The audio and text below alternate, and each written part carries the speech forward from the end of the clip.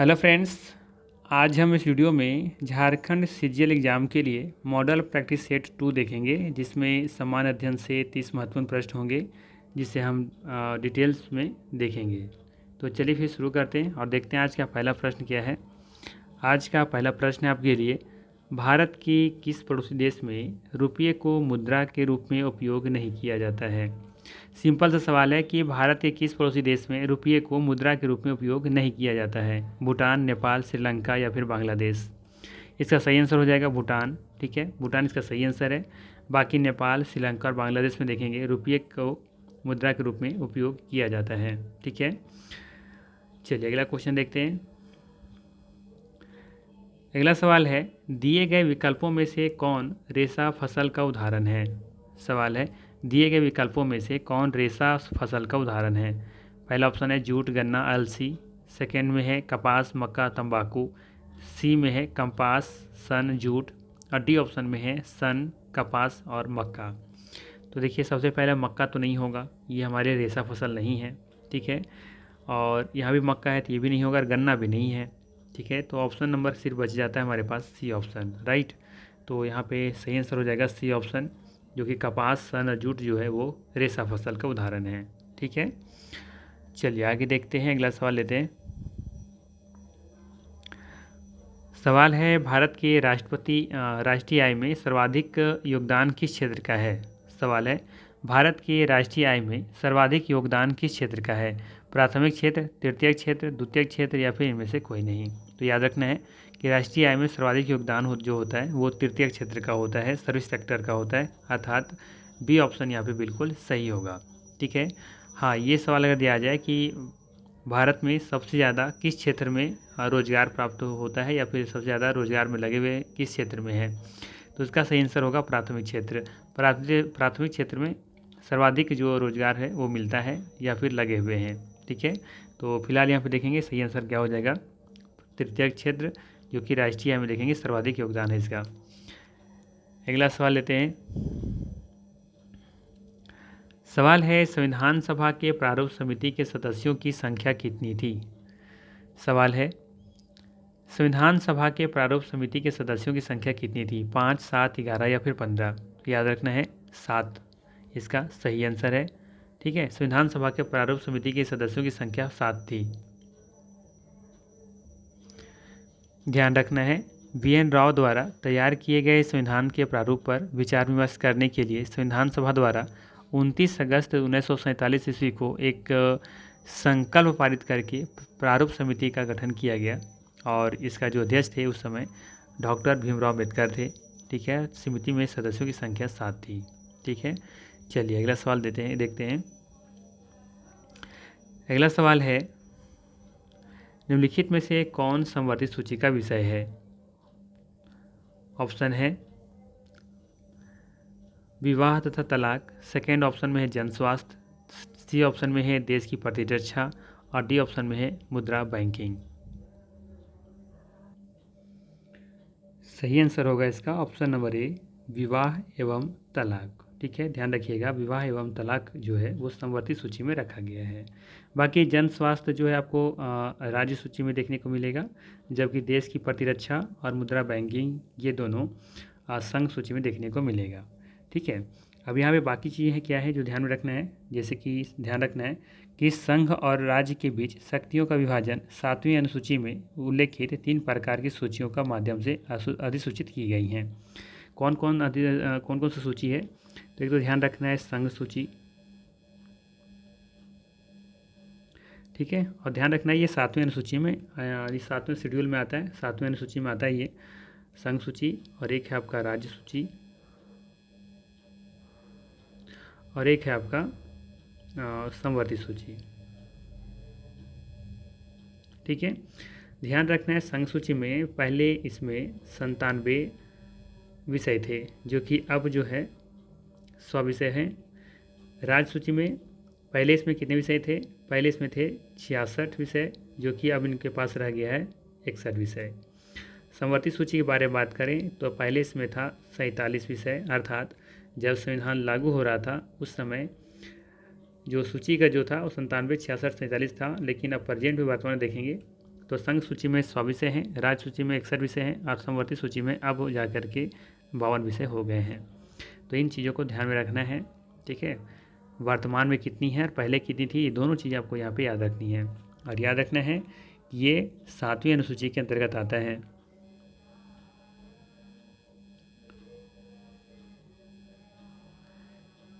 ठीक है, 12 अनुसूची होता है ना, जैसे कि 10वीं अनुसूची में दल बदल हो देखते हैं हम लोग, ठीक है। 11वीं सूची है, 12वीं अनुसूची है।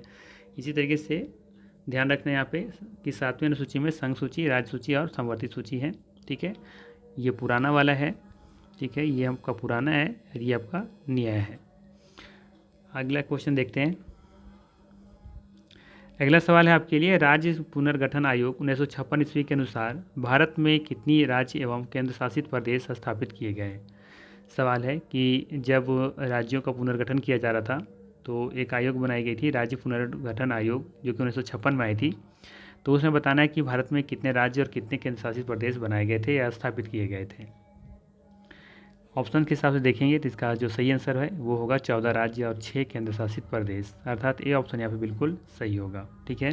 ध्यान रखिएगा, 14 राज्य और 6 केंद्र शासित प्रदेश स्थापित किए गए थे उस समय, ठीक है। और भाषा के आधार पर सबसे पहला राज्य बनने वाला कौन सा था, तो वो था आंध्र प्रदेश। ये भी आपको यहाँ पे याद रखना है, ठीक है। चलिए आगे देखते हैं।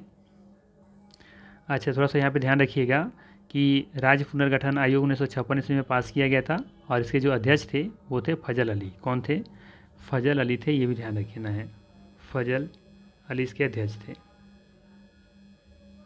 राज्य पुनर्गठन आयोग का अध्यक्ष कौन थे, फजल अली। अगला सवाल लेते हैं। अगला सवाल रहेगा आपके लिए, संविधान के किस संशोधन अधिनियम के तहत सिंधी भाषा को संविधान के 8वीं अनुसूची में शामिल किया गया। सवाल है, संविधान के किस संशोधन अधिनियम के तहत सिंधी भाषा को संविधान के 8वीं अनुसूची में शामिल किया गया। 19वां संशोधन अधिनियम 1966 या 21वां संविधान संशोधन अधिनियम 1969 या फिर 31वां संशोधन अधिनियम 1973 ईस्वी। इनमें से कोई नहीं डी ऑप्शन में है। बताइए इसका आंसर क्या होगा।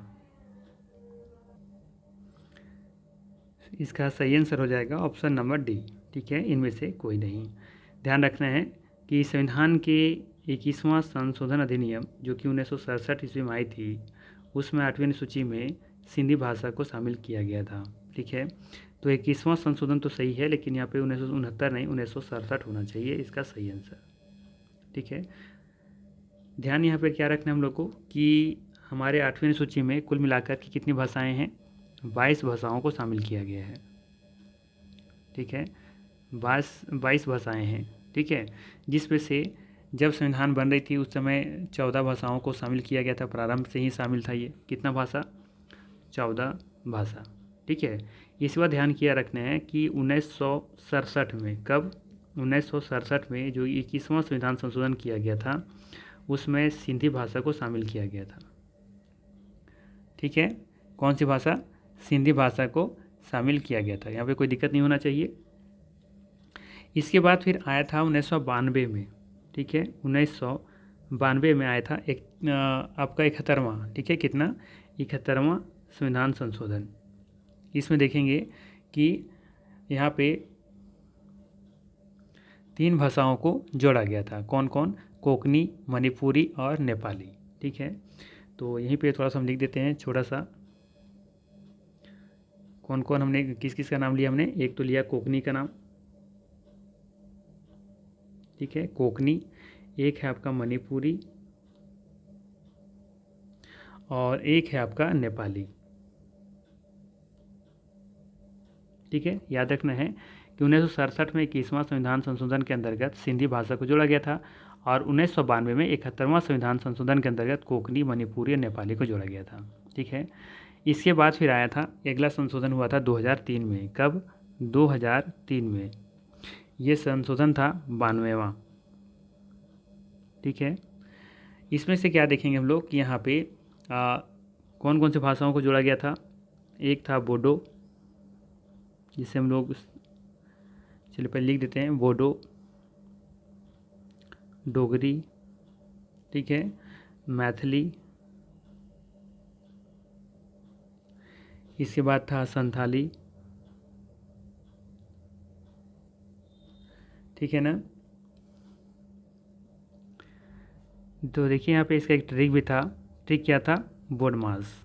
बोर्ड मास भी लिख सकते हैं, जैसे कि बी ओ से हो जाएगा बोडो, डी से डोगरी, एम से हो जाएगा मैथिली, ठीक है, एम ए से मैथिली और एस से हो जाएगा संथाली। तो ये 4 भाषाओं को 2003 में 92वें संशोधन करके जोड़ा गया था। ठीक है, तो यहाँ पे देखेंगे कुल कितने भाषाएं हो गई। तो यहाँ पे प्रारंभिक से 14 था, 14, एक सिंधी 15 और यहाँ पे 3 18 और यहाँ पे 4 22, तो कुल मिला के 22 भाषाएं हो गई। ठीक है, तो ये इतना डेटा आपको यहाँ पे याद रखना है, तो इससे बाहर कुछ भी आपका सवाल नहीं आएगा। ठीक है, चलिए अगला क्वेश्चन देखते हैं। अगला सवाल है आपके लिए कि भारत का पूर्ण जैविक कृषि वाला राज्य कौन सा है? असम, झारखंड, पंजाब, हरियाणा। सवाल है, भारत का पूर्ण जैविक कृषि वाला राज्य कौन सा है? असम, झारखंड, पंजाब या फिर हरियाणा। तो ध्यान रखिएगा, भारत का पूर्ण जैविक कृषि वाला राज्य सिक्किम है। ठीक है, तो यहाँ पे ऑप्शन नहीं दिया हुआ है। ठीक है, तो यहाँ पे ऑप्शंस थोड़ा सा टाइपिंग मिस्टेक है, तो यहाँ पे एक सिक्किम होना चाहिए था, जो कि भारत का पूर्ण जैविक कृषि वाला राज्य है सिक्किम। ठीक है, और याद रखिएगा कि ये 2016 में पूर्ण जैविक कृषि वाला राज्य बना था। ठीक है, कब? 2016 में। चलिए आगे देखते हैं, अगला सवाल लेते हैं। सवाल है, भारत में डोलोमाइट का उत्पादक करने वाला प्रमुख राज्य कौन सा है? राजस्थान, मध्य प्रदेश, छत्तीसगढ़ या इनमें से कोई नहीं। तो याद रखना है, भारत में डोलोमाइट का उत्पादन करने वाला प्रमुख राज्य छत्तीसगढ़ है। सी ऑप्शन यहाँ पे सही होगा। अगला सवाल लेते हैं। अगला सवाल है, नेपाल संघीय लोकतांत्रिक गणराज्य कब बना था? नेपाल संघीय लोकतांत्रिक गणराज्य कब बना? 2008 में, 2009 में, 2007 में या फिर 2012 में। सही आंसर होगा इसका ऑप्शन नंबर ए, 2008 में। ठीक है ना, ध्यान रखिएगा, नेपाल संघीय लोकतांत्रिक गणराज्य कब बना था? 2008 में बना था, और इसकी राजधानी कहाँ पे है? काठमांडू। चलिए आगे देखते हैं, अगला सवाल लेते हैं। अगला सवाल है आपके लिए कि विश्व प्रेस स्वतंत्रता दिवस किस तिथि को मनाया जाता है? सवाल है, विश्व प्रेस स्वतंत्रता दिवस किस तिथि को मनाया जाता है? 3 मई, 3 दिसंबर या 7 अगस्त या फिर 12 जनवरी। ध्यान रखना है, विश्व प्रेस स्वतंत्रता दिवस 3 मई को मनाया जाता है। ऑप्शन नंबर यहाँ पे ए बिल्कुल सही हो जाएगा। ठीक है, बाकी ध्यान रखिएगा 30 दिसंबर को विश्व दिव्यांग दिवस मनाया जाता है। ठीक है, विश्व दिव्यांग दिवस मनाया जाता है। ठीक है, बाकी बात करें हम लोग 7 जनवरी के बारे में, तो याद रखना है कि 7 अगस्त को विश्व हथकरघा दिवस मनाते हैं। ठीक है, विश्व नहीं, राष्ट्रीय, माफ़ कीजिएगा, राष्ट्रीय हथकरघा दिवस मनाया जाता है। ठीक है, जबकि 12 जनवरी को राष्ट्रीय युवा दिवस मनाया जाता है। ठीक है, तो इन बातों को भी आपको याद रखना चाहिए। राष्ट्रीय युवा दिवस। ठीक है, चलिए अगला सवाल देखते हैं। अगला सवाल है, अंग्रेज़ों ने दक्षिण भारत में अपना पहला कारखाना कहाँ खोला था? सिंपल सा सवाल है कि अंग्रेज़ों ने दक्षिण भारत में अपना पहला कारखाना कहाँ खोला था? कोचीन में, सूरत में, कन्नूर में या फिर मसूलीपट्टनम में। तो इसका सही आंसर है, ध्यान रखिएगा, मसूलीपट्टनम में। कब खोला था? 1611 ईस्वी में। ठीक है, कब खोला था? 1611 में, जो कि मसूलीपट्टनम में खोला गया था। चलिए आगे देखते हैं, अगला सवाल देखते हैं। अगला सवाल है, निम्नलिखित में से कौन सा शहर पश्चिमी ऑस्ट्रेलिया की राजधानी है? सवाल है, निम्नलिखित में से कौन सा शहर पश्चिमी ऑस्ट्रेलिया की राजधानी है? डार्विन, पर्थ, ब्रिस्बेन या फिर होबार्ट। तो याद रखना है, यहाँ पे इसका जो राजधानी है वो है पर्थ। ठीक है, ध्यान दीजिएगा, शहर यहाँ पे कौन सा है? पश्चिमी ऑस्ट्रेलिया, इसकी राजधानी है पर्थ। अगला सवाल है, अंडमान और निकोबार द्वीप समूह पर इंदिरा पॉइंट किस देश के सबसे करीब है? अंडमान और निकोबार द्वीप समूह पर देखेंगे तो इंदिरा पॉइंट जो है वो किस देश के सबसे करीब है? इंडोनेशिया, मलेशिया, बर्मा या फिर म्यांमार। अगर हम मैप पर देख रहे होंगे कुछ इस तरीके से, तो यहाँ पे आपको देखने को मिलेगा इंदिरा पॉइंट। ठीक है, तो बताइए अब मलेशिया कहाँ पे है, मलेशिया कहाँ पे है, इंडोनेशिया कहाँ है, बर्मा कहाँ है, म्यांमार कहाँ है? तो देखिए इसके नज़दीक में कौन सा सबसे करीब है। अगर मैप पर अगर आप देखते होंगे तो पाएंगे आप यहाँ पे कि अंडमान और निकोबार द्वीप समूह पर इंदिरा पॉइंट इंडोनेशिया के सबसे करीब है। ठीक है, किसके करीब है? इंडोनेशिया के सबसे करीब देखने को मिलेगा। मेरे पास फिलहाल मैप नहीं है, नहीं वरना हम यहाँ पे दिखा देते आपको। ठीक है, तो इसका इंडोनेशिया बिल्कुल सही आंसर हो जाएगा और इंडोनेशिया की राजधानी है जकार्ता। चलिए आगे देखते हैं। अगला सवाल है, लोक लेखा समिति के सदस्य कितने वर्ष के लिए निर्वाचित होते हैं? सवाल है, लोक लेखा समिति के सदस्य कितने वर्ष के लिए निर्वाचित होते हैं? 1 वर्ष, 2 वर्ष, 3 वर्ष या फिर 5 वर्ष? तो याद रखना है 1 वर्ष इसका सही आंसर है। ठीक है, 1 वर्ष के लिए निर्वाचित होते हैं। और ये भी ध्यान रखना है कि लोक लेखा समिति को प्राक्कलन समिति का जुड़वा बहन के रूप में जाना जाता है। और इस समिति में कुल 22 सदस्य होते हैं, जिसमें से 15 सदस्य लोकसभा के द्वारा और 7 सदस्य राज्यसभा के द्वारा 1 वर्ष के लिए निर्वाचित किए जाते हैं। ठीक है, इस समिति को ध्यान रखिएगा कि लघु लोकसभा भी कहा जाता है। ठीक है, तो इतनी बातों को ध्यान रखना है। देखते हैं अगला सवाल। अगला सवाल है, 1857 के विद्रोह में कश्मीर में विद्रोह का नेतृत्व किया था, किसने किया था? जमुना सिंह, प्रताप राय, गुलाब सिंह या इनमें से कोई नहीं? तो याद रखना है 1857 के विद्रोह में कश्मीर में विद्रोह का नेतृत्व गुलाब सिंह के द्वारा किया गया था, अर्थात सी ऑप्शन यहाँ पे बिल्कुल सही होगा। अगला सवाल है, असहयोग आंदोलन व खिलाफत आंदोलन किस गवर्नर के शासनकाल में आरंभ हुआ था? सवाल है, असहयोग आंदोलन व खिलाफत आंदोलन किस गवर्नर के शासनकाल में आरंभ हुआ था? Lord Harding, Lord Chelmsford, Lord reading या फिर लॉर्ड इरविन? तो इसका सही आंसर हो जाएगा ऑप्शन नंबर बी, चेम्सफोर्ड। ठीक है, लॉर्ड चेम्सफोर्ड के शासनकाल में देखेंगे कि असहयोग आंदोलन और खिलाफत आंदोलन शुरू होता है। ठीक है, बाकी वो लोग तो पता होगा ही कि असहयोग आंदोलन 1 अगस्त 1920 को शुरू हुआ था, जबकि खिलाफत आंदोलन 1919 को शुरू हुआ था। ठीक है, और ये दोनों देखेंगे इस समय में जो गवर्नर हैं वो कौन है? लॉर्ड चेम्सफोर्ड हैं। अगला सवाल देखते हैं। सवाल है, काकरापाड़ या फिर ये काकरापाड़ होना चाहिए, परमाणु ऊर्जा परियोजना किस राज्य में स्थित है? कर्नाटक, तेलंगाना, गुजरात या फिर केरल? आसान सा सवाल है, सही आंसर हो जाएगा गुजरात। ठीक है, गुजरात इसका बिल्कुल सही आंसर होगा। ध्यान रखना है कि काकरापाड़ जो परमाणु ऊर्जा संयंत्र है वो आपको गुजरात में देखने को मिलेगा। राइट, चलिए अगला देखते हैं। अगला सवाल है कि जन योजना को एम एन रॉय द्वारा कब प्रस्तुत किया गया था? जन योजना को एम एन रॉय द्वारा कब प्रस्तुत किया गया था? 1945, 1950, 1935 या 1955? आसान सा सवाल है, ध्यान रखना है कि जन योजना को शुरुआत एम एन रॉय ने शुरुआत की थी, कब की थी? 1945 ईस्वी में। ए ऑप्शन यहाँ पे सही होगा। अगला सवाल लेते हैं। सवाल है, सेंट जॉन्स निम्नलिखित में से किस देश की राजधानी है? सेंट जॉन्स निम्नलिखित में से किस देश की राजधानी है? Costa Rica, Cyprus, Senegal, Romania? तो इसका सही आंसर हो जाएगा आपका, सही आंसर है इसका कोस्टारिका। ठीक है, ऑप्शन नंबर ए बिल्कुल सही है। ध्यान रखिएगा सेंट जॉन्स कोस्टारिका की राजधानी है। बाकी बात करें हम लोग साइप्रस का, तो साइप्रस की राजधानी आपको देखने को कहाँ मिलेगा? निकोसिया। ठीक है, साइप्रस की राजधानी कहाँ है? निकोसिया। सेनेगल की राजधानी कहाँ है? डकार। जबकि रोमानिया की राजधानी है बुखारेस्ट। बुखारेस्ट। ठीक है, चलिए आगे देखते हैं। अगला सवाल है, भारत की 80% सवाल है, भारत की 80% मांग को पूरा करने वाले लिथियम के भंडार कहाँ पाए जाते हैं? सिंपल सा सवाल है कि भारत की 80% मांग को पूरा करने वाले लिथियम के भंडार कहाँ पाए जाते हैं? जम्मू कश्मीर, कर्नाटक या फिर राजस्थान या गुजरात? तो याद रखना है कि देश की सवाल क्या था कि भारत की 80% मांग को पूरा करने वाले लिथियम के भंडार कहाँ पाए जाते हैं। ठीक है, तो हमारा जो देश है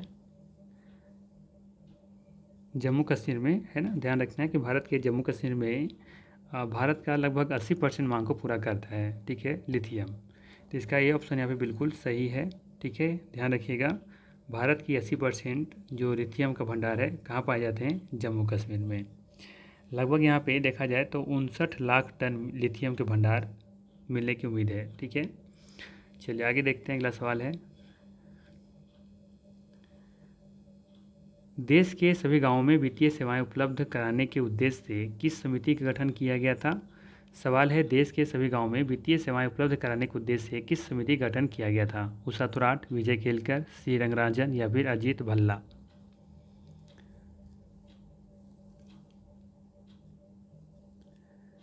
सही आंसर हो जाएगा इसका उषा थोराट, ये ऑप्शन यहाँ पे सही है। अगला सवाल है, भारतीय रिजर्व बैंक के प्रथम भारतीय गवर्नर कौन थे। सवाल है कि भारतीय रिजर्व बैंक के प्रथम भारतीय गवर्नर कौन थे। ध्यान से क्वेश्चन देखिएगा, लिखा है कि भारतीय रिजर्व बैंक के प्रथम भारतीय गवर्नर कौन थे। ठीक है, भारतीय रिजर्व बैंक के प्रथम गवर्नर नहीं पूछ रहा आपसे, पूछ रहा है भारतीय रिजर्व बैंक के प्रथम भारतीय गवर्नर कौन थे। तो ध्यान ध्यान रखना है कि भारतीय रिजर्व बैंक के प्रथम भारतीय गवर्नर सी डी देशमुख थे। कौन थे, सी डी देशमुख थे, यानी कि ए ऑप्शन यहाँ पे बिल्कुल सही है। अगर पूछा जाता कि भारतीय रिजर्व बैंक के प्रथम गवर्नर कौन थे तो ऑप्शन नंबर डी सही होता। ठीक है, डी ऑप्शन सर ओसवन जो है स्मिथ है वो इसका सही आंसर होता, जब भारतीय रिजर्व बैंक के प्रथम गवर्नर पूछा जाता तो। अगला सवाल है, प्रधानमंत्री नरेंद्र मोदी द्वारा दक्षिण भारत की पहली औद्योगिक कॉरिडोर परियोजना की आधारशिला कहाँ रखी गई है। मुंबई, तिरुवनंतपुरम, तुमकुरू या फिर हैदराबाद। तो ध्यान रखना है, इसका सही आंसर हो जाएगा ये कर्नाटक में है, तुमकुरू। ठीक है, ऑप्शन नंबर सी यहाँ पे बिल्कुल सही हो जाएगा। ठीक है, तुमकुरू कहाँ पे है, कर्नाटक में है, तो इसका सही आंसर सी ऑप्शन होगा। अगला सवाल है, इसरो द्वारा श्रीहरिकोटा से SSLV-D2 प्रक्षेपण यान से कौन सा ग्रह सफलतापूर्वक प्रक्षेपित किया गया है। बताइए इसका सही आंसर क्या होगा। ऑप्शन नंबर दिया हुआ है ए में कि EOS-07, जानुस-1, आज़ादी सैट-2 या फिर उपरोक्त में से सभी। तो ध्यान रखिएगा, ये सभी जो है, ये सभी देखेंगे कि श्रीहरिकोटा से SSLV-D2 जो है वहाँ से प्रेषण किया गया है, अर्थात इसका सही आंसर हो जाएगा डी ऑप्शन। ठीक है, नेक्स्ट है, सवाल है कि 5 विकसित विकासशील देशों के अंतर्राष्ट्रीय संगठन ब्रिक्स में कौन सा देश शामिल है। 5 विकासशील देशों के अंतर्राष्ट्रीय संगठन में ब्रिक्स में कौन से देश शामिल हैं, दिए गए ऑप्शन के हिसाब से आपको बताना है। तो दिए गए ऑप्शन में जो सही आंसर होगा वो है ऑप्शन नंबर ए, ब्राज़ील, रूस, भारत, चीन और दक्षिण अफ्रीका, ये 5 विकासशील देश इसमें शामिल हैं। ठीक है, इसके अलावा अभी हाल ही में 3-4 देशों का भी शामिल किया गया है, जैसे कि ईरान, मिस्र, इथोपिया और संयुक्त अरब अमीरात। इन देशों को भी ब्रिक्स समूह में शामिल किया गया है, ध्यान रखिएगा। ठीक है, कौन कौन, एक ईरान का नाम लिया हमने, मिस्र का, इथोपिया का और संयुक्त अरब अमीरात को, ये 4 देशों का नाम भी याद रखना है। हाल ही में इन्हें अंतर्राष्ट्रीय संगठन ब्रिक्स के समूह में शामिल किया गया है। अगला सवाल है, COP15 जैव विविधता पर संयुक्त राष्ट्र सम्मेलन 2022 का आयोजन कहाँ किया गया था। सवाल है, COP15 जैव विविधता पर संयुक्त राष्ट्र सम्मेलन 2022 का आयोजन कहाँ किया गया था। जेद्दा, मॉन्ट्रियल, मैड्रिड या शर्म अल शेख। तो ध्यान रखना है, सही आंसर हो जाएगा ऑप्शन नंबर यहाँ पे बी ऑप्शन सही होगा, जो कि ये मॉन्ट्रियल में इसका आयोजन किया गया था, जो कि ये कनाडा में है। ठीक है, तो बी ऑप्शन यहाँ पे बिल्कुल सही हो जाएगा। नेक्स्ट है, और इस सेट का अंतिम सवाल है कि निम्नलिखित स्थानों में से कौन सा भारतीय फुटबॉल के मक्का के नाम से जाना जाता है। कोलकाता, मुंबई, हरियाणा। ऑप्शन यहाँ पे छूटा हुआ है, यहाँ पे कर लीजिए इनमें से कोई नहीं।